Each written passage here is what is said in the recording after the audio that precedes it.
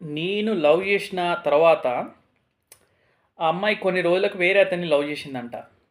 అయినా నేను పర్స్యూ చేస్తుంటే ఆ సెకండ్ బాయ్ ఫ్రెండ్ వచ్చి నాకు చెప్పిండు, బ్రో నేను ఆ అమ్మాయిని లవ్ చేస్తున్నా, కష్టపడి పడేసిన, ప్లీజ్ వదిలేయని.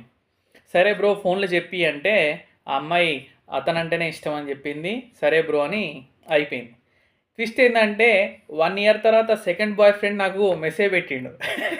ఏమనంటే, బ్రో ఆమె బ్రేకప్ చెప్పినప్పుడు నువ్వు ఎట్లా హీల్ అయినావు, నాకేమైనా టిప్స్ ఉంటే చెప్పవా అని అన్నాడు.